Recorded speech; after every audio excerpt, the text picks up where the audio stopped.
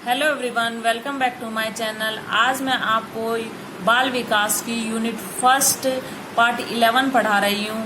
अगर आप मेरे चैनल पर नए आए हो तो मेरी वीडियो को लाइक, सब्सक्राइब व बेल आइकन का बटन दबाना ना भूलें, ताकि मेरी आगे आने वाली वीडियो का नोटिफिकेशन आपको सबसे पहले मिल जाए और आप उसका भरपूर फायदा उठा पाए।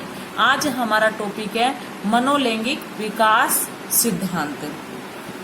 मनोविश्लेषणात्मक विकास का सिद्धांत मैं पहले पढ़ा चुकी हूँ पार्ट 10 में, और आज हमारा जो टॉपिक रहेगा वो रहेगा मनोलैंगिक विकास का सिद्धांत। मनोलैंगिक विकास का सिद्धांत किसने दिया? सिगमंड फ्राइड ने दिया था। सिगमंड फ्राइड बाल विकास का आधार लैंगिक ऊर्जा, कामुकता या लिबिडो को मानते थे। जो सिगमंड फ्राइड थे वो जो बाल विकास का आधार मानते थे वो लैंगिक ऊर्जा, कामुकता या लिबिडो को मानते थे।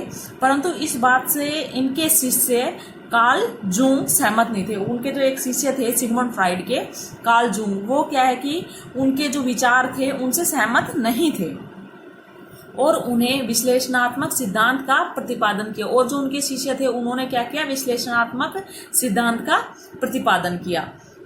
सिगमंड फ्राइड ने अपने विचारों में परिवर्तन किए बगैर ही मनोलैंगिक विकास की 5 अवस्थाएं बताई। लेकिन सिगमंड फ्राइड ने अपने विचार में कोई परिवर्तन नहीं किया। उसने अपने विचार थे वो वैसे के वैसे ही रखे। उन्होंने रखा कि जो बालक होता है उनमें लैंगिक ऊर्जा, कामुकता और लिबिडो को मानते थे। ठीक है, तो अभी उसकी जो फर्स्ट है वो देखिए अवस्था। मनोलैंगिक विकास की प्रमुख अवस्थाएं 5 अवस्थाएं हैं। फर्स्ट अवस्था है मुख्य अवस्था या मुख्य अवस्था, 0 से 1 वर्ष तक होती है। ठीक है, ये क्या होती है वो देखिए। इस अवस्था में लैंगिक ऊर्जा बालकों के मुख में निवास करती है। जो हमारे सिगमंड फ्राइड हैं वो हमें बताते हैं जो लैंगिक ऊर्जा है वो बालकों के मुख में निवास करती है। इस कारण बालक प्रत्येक वस्तु को अपने मुख में रखने की कोशिश करता है। इस कारण जो बालक क्या करेगा, कोई भी वस्तु होगी, चाहे खिलौना होगा या कोई बर्तन होगा, कुछ भी होगी, या फिर कपड़े होंगे, उसको जो भी उसके चीज हाथ में जो चीजें आएंगी उसको क्या करेगा, वो डायरेक्ट मुंह में रखेगा। तो इस सिगमंड फ्राइड ने बताया कि जो बालक होते हैं उनमें लैंगिक ऊर्जा कहाँ निवास करती है? मुख में निवास करती है, 0 से 1 वर्ष के बच्चों में। जैसे दूध की बोतल को बार बार मुंह में रखना। नेक्स्ट देखिए, गुदी अवस्था या गुदा अवस्था। 1 से 3 वर्ष की अवस्था को गुदी अवस्था बोलते हैं। देखो ये क्या है, इस अवस्था में लैंगिक ऊर्जा बालक बालिकाओं के गुदी क्षेत्र में निवास करती है। जो सिगमंड फ्राइड हैं वो बताते हैं कि ये 1 से 3 वर्ष के जो बच्चे रहते हैं उनमें जो वो लैंगिक ऊर्जा है वो बालक बालिकाओं के गुदीय क्षेत्र में निवास करती है। कहाँ? गुदीय क्षेत्र में निवास करती है।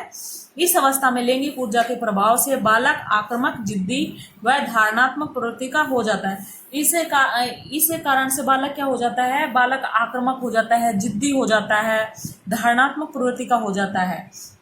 जैसे कि हम उसको प्लेट की बजाय बच्चा गिलास में दूध पीना पसंद करेगा, बोलेगा नहीं मैं तो गिलास में पीऊंगा, प्लेट में नहीं पीऊंगा, कटोरी में नहीं पीऊंगा।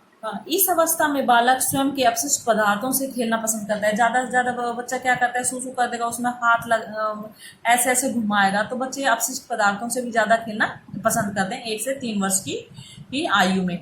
नेक्स्ट 3rd नंबर है हमारा केंद्रीय अवस्था। तो केंद्रीय अवस्था 3 से 6 वर्ष की अवस्था को केंद्रीय अवस्था बताया सिगमंड फ्राइड ने। इस अवस्था में लैंगिक ऊर्जा बालक बालिकाओं में केंद्र की ओर अग्रसर होती है। कहाँ अग्रसर होती है? केंद्र की ओर अग्रसर होती है। इस अवस्था में बालकों में ओडिपस व बालिकाओं में इलेस्ट्रा ग्रंथि का विकास होता है। बालकों में क्या है? ओडिपस ग्रंथि का विकास होता है 3 से 6 वर्ष की आयु में, और बालिकाओं में इलेस्ट्रा ग्रंथि का विकास होता है, जिससे बालक जो होते हैं वो क्या है, अपने माता की तरफ ज्यादा श्रद्धाभाव रखते हैं, और लड़कियां होती हैं वो पिता की तरफ ज्यादा श्रद्धाभाव प्रकट करती हैं। अभी 4th वन देखिए, अदृश्य अवस्था, सुसुप्त अवस्था। 7 से 12 वर्ष की आयु को वो अदृश्य अवस्था, सुसुप्त अवस्था कहा गया है। इसमें सिगमंड फ्राइड ने बताया है कि इस अवस्था में बालक बालिकाओं में लैंगिक ऊर्जा अदृश्य, निष्क्रिय है, हो जाती है। इस कारण बालक बालिकाओं में समलैंगिक सद्भावना पाई जाती है। सिगमंड फ्राइड बताते हैं 7 से 12 वर्ष की आयु में जो बच्चों में लैंगिक ऊर्जा होती है वो अदृश्य या सुसुप्त हो जाती है, जिससे बालक बालिकाएं दोनों साथ खेलना पसंद करते हैं। उनमें समलैंगिकता की सद्भावना पाई जाती है 7 से 12 वर्ष की आयु में, सिगमंड फ्राइड बताते हैं। पांचवा हमारा देखिए फिफ्थ वन, ज्ञानेंद्रिय अवस्था। 12 वर्ष के बाद की जो अवस्था है वो जनेन्द्रिय अवस्था कहते हैं, ज्ञानेन्द्रिय नहीं सॉरी, जनेन्द्रिय अवस्था 12 वर्ष के बाद की आयु। सिगमंड फ्राइड के अनुसार जनेन्द्रिय अवस्था में लैंगिक ऊर्जा कामुकता संतान उत्पन्न करने की ओर अग्रसर होती है। 12 वर्ष के बाद में जो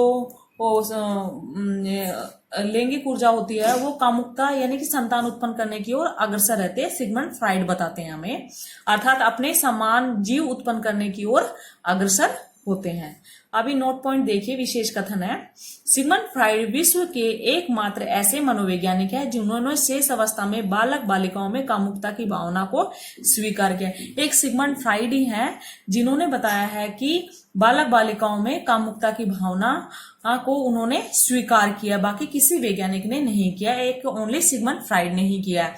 सिगमंड फ्राइड के अनुसार बालक बालिकाओं में कामुकता की भावना पाई जाती है।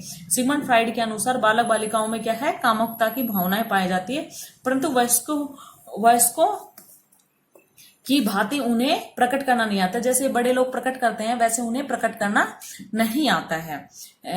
नेक्स्ट नोट पॉइंट देखिए, सिगमंड फ्राइड के अनुसार सभी अवस्थाओं में उपस्थित होती है, यानी कि तो देखिए बालक में शेष अवस्था में कामुकता की भावना, दूध की बोतल को मुंह में रखना।